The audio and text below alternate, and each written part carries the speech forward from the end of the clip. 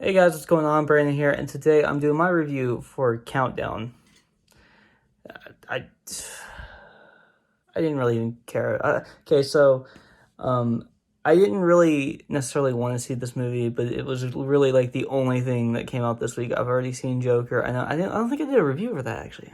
Maybe I should do a review for Joker, but I've already seen really everything that I'd wanted to see that was out in theaters, and I was just like, well. I guess I'll just go see the only horror movie that's coming out during Halloween that looks like garbage based off the trailers. And I wish I could say I was pleasantly surprised. I was not. The movie's terrible. I'm just gonna lay that on there right there. This movie is really bad. So the premise of this movie is there's an app and it tells you like when you're going to die, and basically they have to find a way to either beat the clock, to live past the time that they were supposed to, or somebody has to die before the time that they were supposed to. And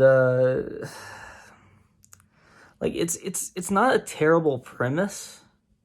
It's just it's awfully executed, and I could even see that it was going to be awfully executed in the trailers. The trailers didn't do anything to show that this movie was going to be good at all. Granted, there have been awful trailers for good movies, and and bad trailers for great movies. I mean, yeah, there have been bad trailers for great movies, and there have been good trailers for awful movies. That's what I was trying to say. And I just, there are actually a few talented actors in this movie, or at least actors that have been good in other things.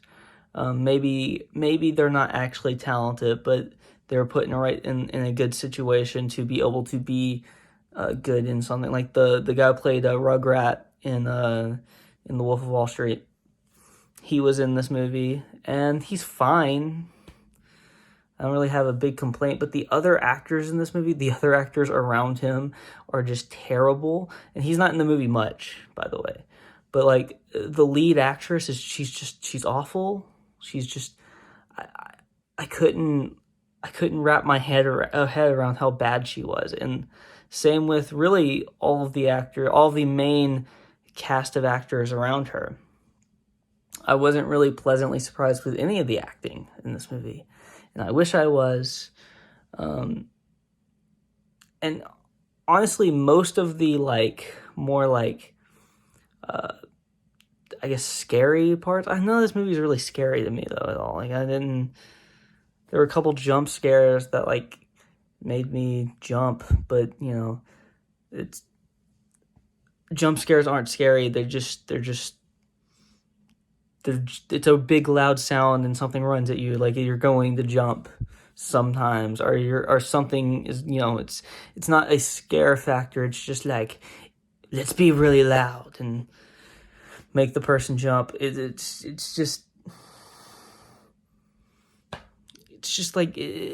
such an annoying trope, and I love horror, but that is just something that I've never really got behind in horror. It can be done well, but this movie, it's not executed at all well. So I think out of everything that I'm saying here, I think I'm gonna go ahead and just give this movie a.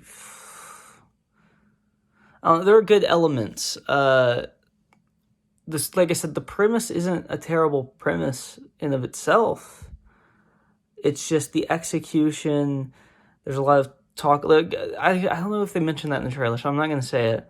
But there's something in this movie where I was just like, that seems just randomly thrown in. That is the reason why this app kills you or whatever. Like, that just doesn't seem like it just doesn't seem like that is like a legitimate thing that that should have been put in here. So, and I'm not gonna say what it is because it is kind of a spoiler. I don't think you should really care, but just in case you do, I am not going to say it. So I think I'm gonna give this movie like a 3, and it gets 2 points for the premise alone, because actually, you know what? I'm just gonna give it a 2 because it was really the only thing that was done well in this movie. So there you go. Yeah, if you like this video, please like, comment, and subscribe, and follow me on Twitter in the link in follow me on Twitter in the link in the description below. See you guys next time.